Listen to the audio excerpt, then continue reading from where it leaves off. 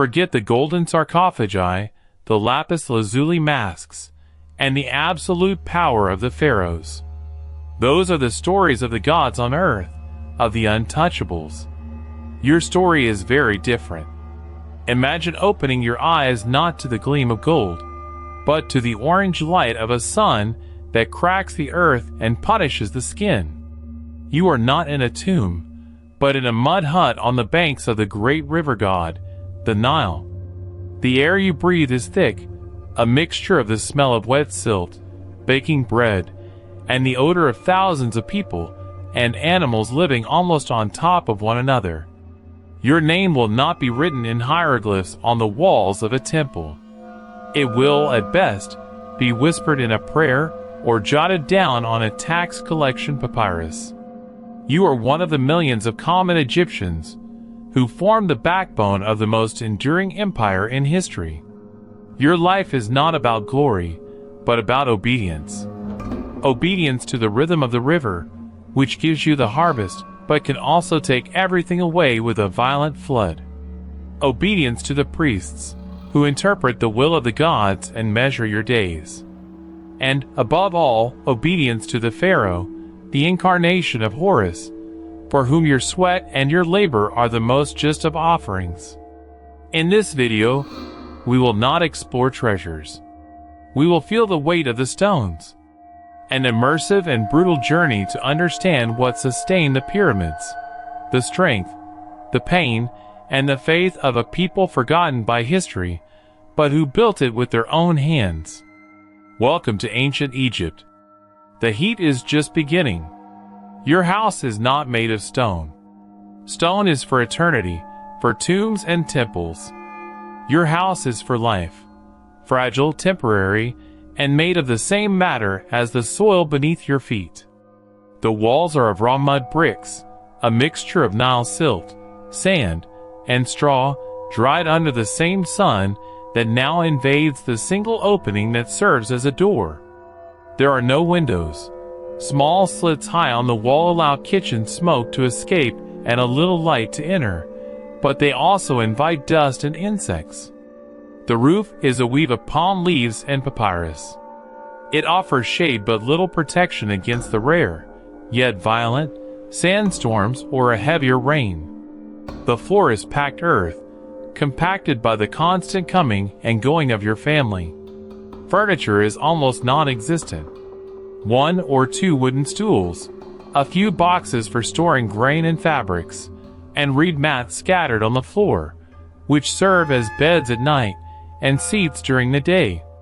In a corner, ceramic pots hold water, beer, and the few foods you have. There is no bathroom, no running water. Your needs are met in a hole outside or in a chamber pot, the contents of which are thrown directly into the river or nearby canals. This is your refuge, a hot, cramped, and functional space. The concept of privacy is a luxury as distant as the pharaoh's throne. You live in a compact village, where houses are stuck together, forming a labyrinth of narrow alleys. Every sound, every argument, every child's cry echoes through the thin mud walls. Your neighbors know when you eat, when you argue, and when you pray. Life is entirely collective. Inside the house, the space is shared by everyone. You sleep side by side with your parents, siblings, and sometimes grandparents. Children learn about life and death, work and sex, not through lessons, but by direct observation. Human warmth is not just a metaphor. In the colder months, it's what helps keep everyone warm at night. The elders are the ultimate authority within the home. Their words are law. Their knowledge of the floods, the crops, and the gods is the family's most valuable asset. This noisy, wall-less community is your greatest vulnerability, but also your only safety net. If sickness strikes or the harvest fails, it is the hands of your neighbors that will help you rebuild. Because here, on the banks of the Nile, no one survives alone. Despite living in a house of mud and earth, your body is a point of focus. For you, cleanliness is not a luxury, but a ritual and practical necessity. The heat is relentless, and the desert dust clings to everything. Therefore, the first thing you do upon waking, and the last before sleeping, is to wash with water brought from the Nile. There is no soap as we know it. You use natron, an alkaline salt that cleanses the skin, or you scrub your body with a block of clay to remove impurities. Your hair, to avoid lice and alleviate the heat, is almost always shaved or kept very short. Wigs of human hair or vegetable fiber are common among those who can afford them, worn at festivals and special occasions. Your eyes are your window to the world, but also the gateway for diseases brought by the omnipresent flies. That is why you line your eyes with a thick black paste called kohl. Made from ground galena mixed with fat, it is not just for vanity. Kohl is believed to repel flies, protect the eyes from the dazzling glare of the sun, and possess magical properties to ward off the evil eye. Men, women, and even children use it. The body is a vessel that must be protected from the forces of chaos, and a clean, well-cared-for appearance is a sign of personal order, a reflection of Ma'at in your own being. Beauty is a way of honoring the gods and yourself, a small act of control in a world where almost nothing is under your command. Your strength to work comes from two gifts of the river, bread and beer. The bread is not soft and white. It is a dark, dense, and coarse bread made from emmer wheat or barley. The flour is ground on stone mills, which means that small grains of sand and rock chips are accidental and inevitable ingredients, wearing down your teeth over a lifetime. The beer is also not like today's. It is a thick beverage, almost a soup, rich in nutrients and calories, forming the basis of your diet and often part of your payment. It is safer than the river water, as the fermentation process kills many dangerous bacteria. Additionally, your diet includes what the Nile and the fertile lands offer: dried or salted fish, lentils, chickpeas, and an abundance of garlic and onions, which are consumed raw and cooked. Meat is an absolute rarity, a luxury reserved for religious festivals or the tables of nobles. A piece of chicken, pork, or mutton is a feast you might taste only a few times a year. You eat what is available, what the season allows. But the threat of contamination is constant. Parasites in the water and poorly preserved food under the intense heat make diarrhea and stomach pains a normal and dangerous part of your existence. Your body is a machine that needs fuel, but every meal is a gamble. The sun rises, and you are already on your feet. There is no choice. Your time does not belong to you. It belongs to the river, the gods, and above all, the pharaoh. If you are a farmer, your life is a cycle of 3 seasons dictated by the Nile. During the planting and harvest season, you work from sunup to sundown on land that is not yours.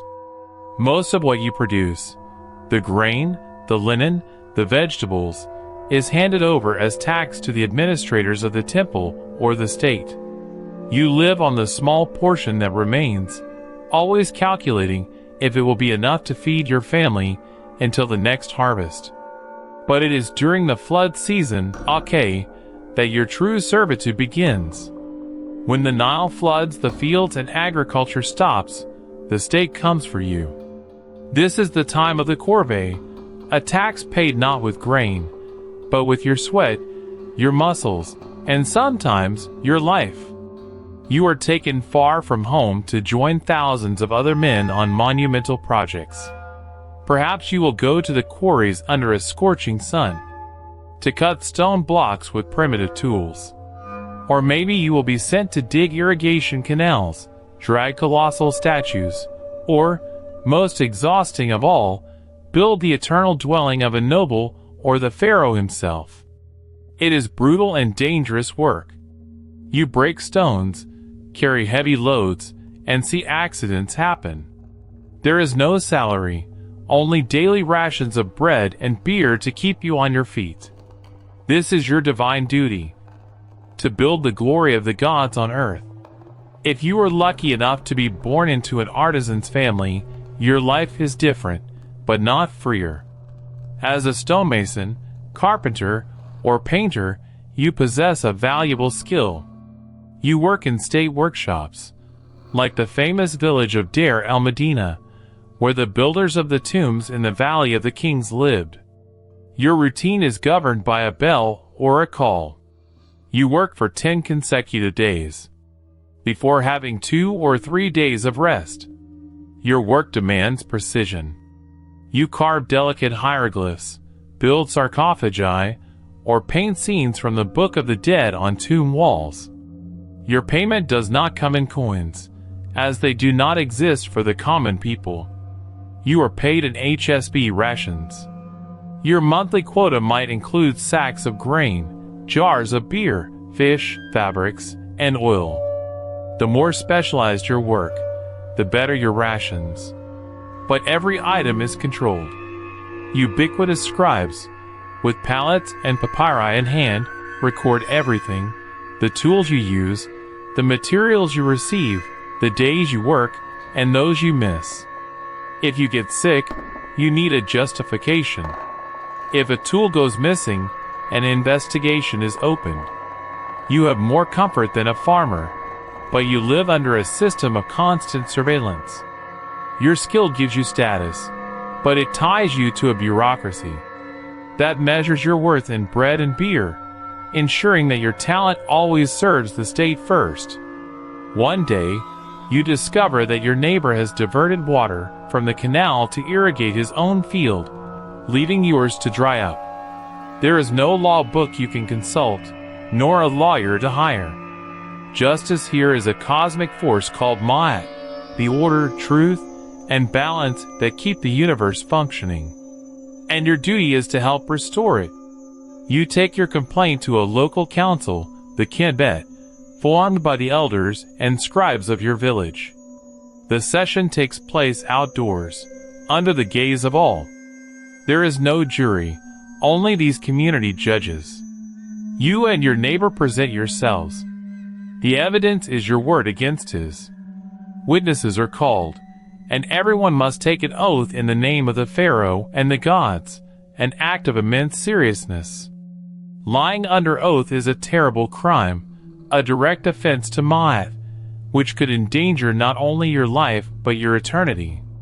The court examines the evidence, listens to the arguments, and seeks a solution that restores harmony.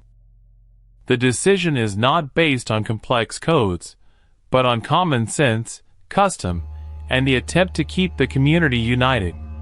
The goal is not just to punish the guilty, but to ensure that the divine order, which allows the sun to rise and the Nile to flow, is reestablished in your small village. The word of the judges is final, and to disobey it is to challenge the very structure of the cosmos. If the Kinbet declares your neighbor guilty, justice is swift, public, and painful. Prison as we know it does not exist. Keeping a prisoner is a waste of resources. The punishment must be felt on the body and seen by all, serving as a lesson. For a minor crime like this, the sentence might be to return the water and suffer a series of floggings in the public square, perhaps 100 strokes with a cane on the back or the soles of the feet. Humiliation is an integral part of the penalty.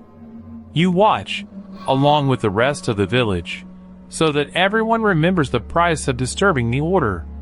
But if the crime were more serious, the theft of a sack of grain from the temple, or worse, the violation of a tomb, the state's fury would be relentless. Tomb robbery is the most heinous crime, as it attacks a soul's eternal life. The culprit would be tortured to confess and reveal accomplices. The punishment would be death, executed brutally to annihilate the body and, perhaps, the soul. Impalement on a sharp stake was a common method. leaving the body to be eaten by vultures. Other severe penalties included mutilation, such as cutting off the nose and ears, marking the criminal forever, or exile to the gold mines of Nubia, a forced labor under inhumane conditions that amounted to a slow death sentence. The pharaoh's justice is absolute, and his arm is long and heavy. The Nile gives you life, but it also brings you death. You work barefoot in its shallow, muddy waters, unaware that they are infested with invisible parasites. Slowly, you begin to feel a weakness that never leaves, and you see blood in your urine.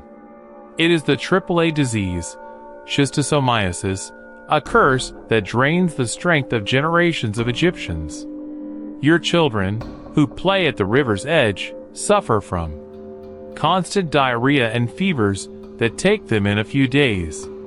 Infant mortality is a shadow in every home. Having many children is the only guarantee that some will survive. The flies, attracted by the waste and moisture, are a relentless plague. They land on the corners of your eyes and your children's, transmitting painful infections that cause discharge, swelling, and, over time, blindness, trachoma. Many of the elderly in your village have whitish eyes, a testament to a lifetime of battling this affliction. In addition, there are the visible dangers: scorpion stings in the desert, snake bites hidden in the reeds, or an attack from a crocodile lurking on the banks. Life is a daily struggle against an environment that is both your sustenance and your greatest threat. When illness strikes, you do not distinguish between the body and the spirit. To you, a fever could be caused by a demon, and a wound that won't heal could be the result of a curse. Your first line of defense is magic. You wear protective amulets made of bone or ceramic, an ankh for life, a scarab for renewal, or the powerful eye of Horus, Ajat, for protection and healing. You tie them around your children's necks and hang them in your house. If the illness worsens, you seek help. Perhaps you go to a SW&W, a lay doctor who learned his craft through observation and practice. He might examine your wound, clean it, and apply a dressing of honey, a surprisingly effective natural antiseptic, and linen bandages. But the treatment is never just physical. While applying the remedy, he recites an incantation to expel the evil spirit that caused the ailment. Or you might go directly to the temple, seeking the intervention of a priest. There, healing is in the hands of the gods. They might give you a prescription taken from a medical papyrus, a mixture of herbs, minerals, and sometimes bizarre ingredients like hippopotamus fat. It is believed that the goddess Sekhmet, with her fury, brings plagues, but also, if appeased with prayers and offerings, can cure them. Medicine and magic are not opposites. They are two sides of the same coin, a desperate attempt to impose order on the chaos that attacks your body. You walk past them every day, the hieroglyphs. They are carved on the monumental walls of temples, painted on gates and statues. To you, they are beautiful and magical symbols, images of birds, reeds, and gods that tell a divine story you cannot read. You are part of the 99% of the population that is illiterate. The written word is a secret language, the key to a power you will never have. If you need to send a message, register the sale of an animal, or understand an order from the vizier, you depend on one man, the scribe. You see him sitting on a mat in the shade, while you work under the sun. His hands are clean, without the calluses and wounds of yours.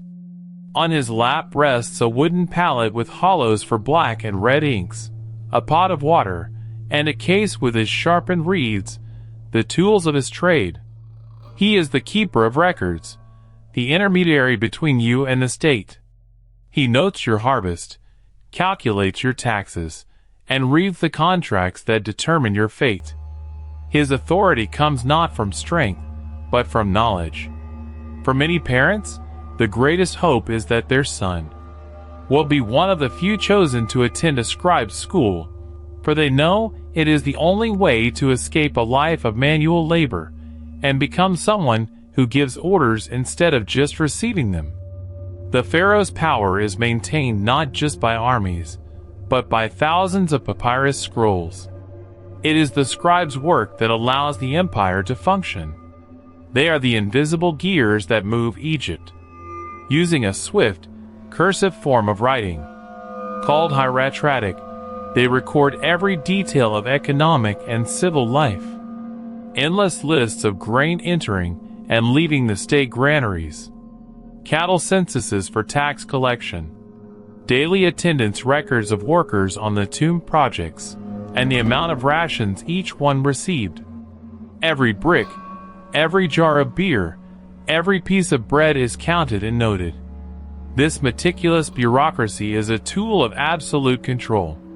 It ensures that taxes are paid, projects are completed, and the pharaoh's will is carried out even in the most remote villages. But writing also serves eternity. In the tombs, it is the sacred hieroglyphs that record the spells from the Book of the Dead, essential guides for the soul's journey in the afterlife. On the temple walls, they narrate the pharaoh's victories, transforming history into divine propaganda, ensuring his glories are never forgotten. To you, writing is a distant mystery.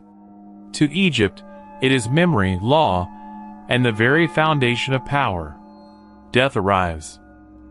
But for you, there will be no grand procession, no golden sarcophagus, no work of specialized embalmers. The complex 70-day ritual of mummification, the removal of organs, treatment with natron salt, wrapping with hundreds of meters of linen, is reserved for royalty and the elite. Your funeral is a family affair, a simple and hurried farewell. Your body is washed by your relatives, perfumed with what oils they can afford, and wrapped in strips of used linen or a simple shroud. You will not be placed in a stone tomb. Your family will take you to the desert, to the Red Land, that begins where the fertile, black land of the Nile ends. There, they dig a shallow grave in the sand. Beside you, they place a few humble goods for your journey. A ceramic pot with beer and bread, your most faithful work tool, perhaps an Eye of Horus amulet for protection. Then, they cover you with a hot, dry sand.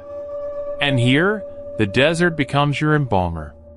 The relentless aridity and heat absorb all the fluids from your body, dehydrating it quickly and preserving it naturally. It is the mummification of the poor, a gift from the land itself, ensuring your body remains intact, ready for your soul, to recognize and return to it in eternity. With your body at rest, your soul begins the true ordeal. You journey through the perilous underworld, the Duat, facing demons and guarded gates, using the few spells your family could provide. Your final destination is the Hall of Two Truths, where your heart will be judged by Osiris himself, the Lord of the Dead. You kneel before 42 fearsome gods and recite the negative confession, declaring your innocence. I have not stolen. I have not killed. I have not deceived. I have not caused pain. I am pure. Then, the decisive moment occurs. Anubis, the jackal-headed god, leads you to a great golden scale. On one pan, he places your heart, the seat of your conscience and morality. On the other pan, he places a single ostrich feather, the symbol of Ma'at, truth and cosmic order. All your deeds, thoughts, and secrets weigh upon your heart. If you lived a just life, your heart will be as light as the feather. Thoth, the scribe of the gods, records the result, and Horus leads you into the presence of Osiris, who grants you eternal life in the field of reeds, a paradise where you will live forever. But if your heart is heavy with sins, It will tip the scale. The sentence is absolute terror. Your heart is thrown to Amit, the devourer, a monstrous beast with the head of a crocodile, the body of a lion, and the hindquarters of a hippopotamus. She devours your heart, and you cease to exist forever. It is the second death, total annihilation. The fear of this end is what guides every moral action of your life. The religion of the great temples, with its high-ranking priests and complex rituals, is distant from your reality. Your faith is lived here, on the earthen floor of your home. In a small niche in the mud wall, you keep your household altar. On it, there are no golden statues, but small, rustic figures of clay or wood. One of them is the image of Bes, the dwarf god, grotesque in appearance, but a fierce protector of the home, who wards off snakes, scorpions, and evil spirits with his grimaces. Next to him, perhaps, is a statuette of Taret, the goddess with the body of a pregnant hippopotamus, the head of a lion, and the paws of a crocodile, the guardian of pregnant women and newborns. Every day, you make your offerings. Not oxen or treasures, but a piece of the bread you baked, a small portion of your beer, or simply a whispered prayer at dawn. Your prayers are practical and direct.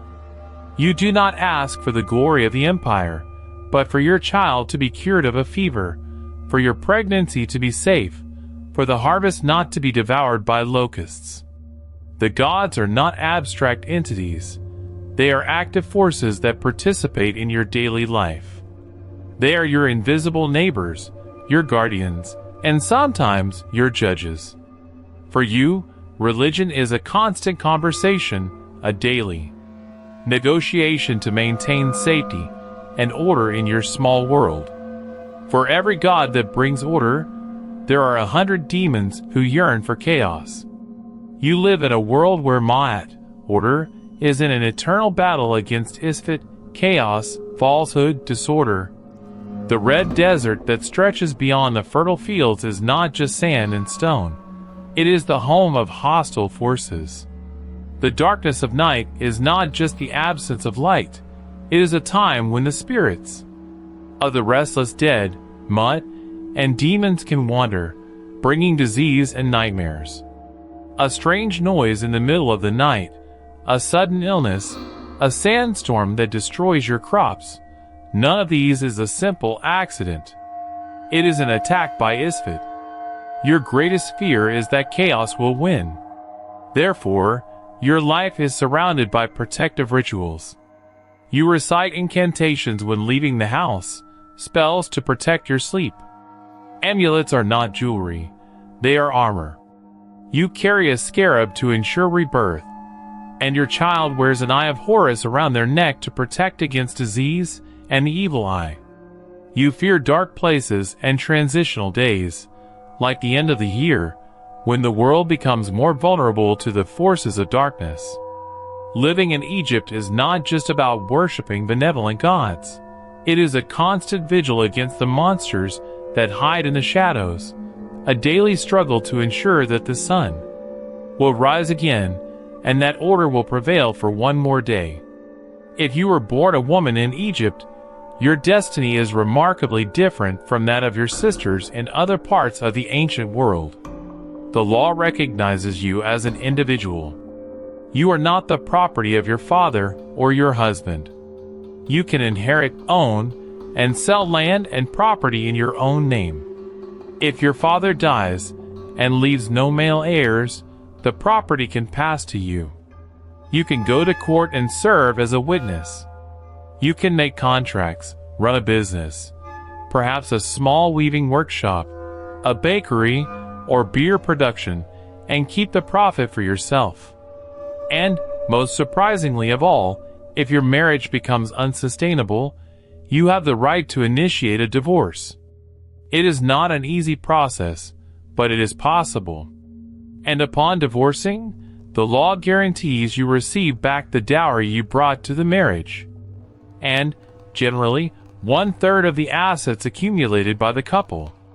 This legal autonomy offers you a layer of protection and dignity that was simply unthinkable in other civilizations.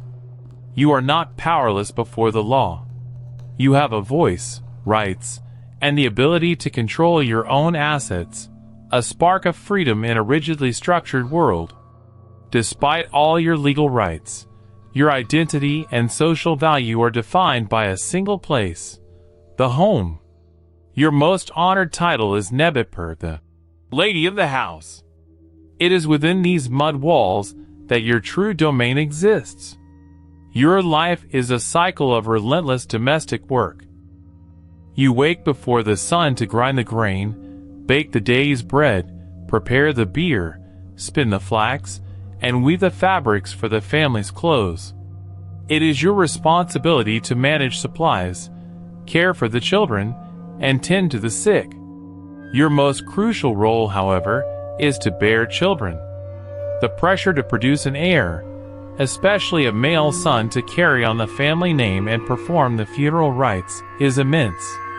Infertility is seen as a great tragedy and can be grounds for your husband to take a second wife.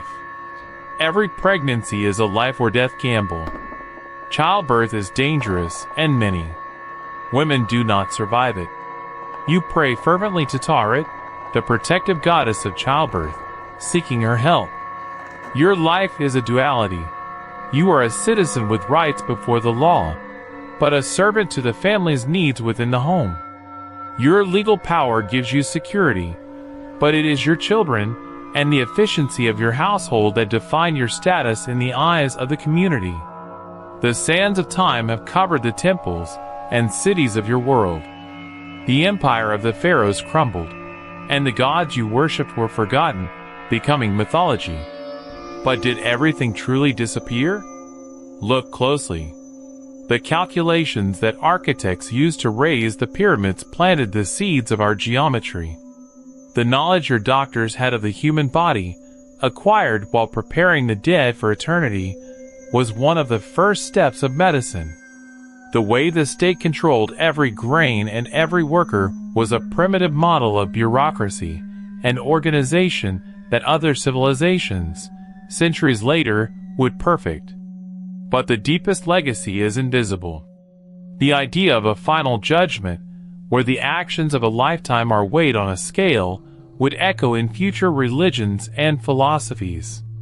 The human search for an eternal life, a paradise to compensate for suffering on earth, did not begin with you, but found in your people one of its most powerful and enduring expressions. The walls have fallen, and the names of the gods have become strange, but the questions you asked about life, death, and justice continue to be ours. Your world is not dead. It just sleeps beneath ours, and its ghosts still whisper in the foundations of our civilization.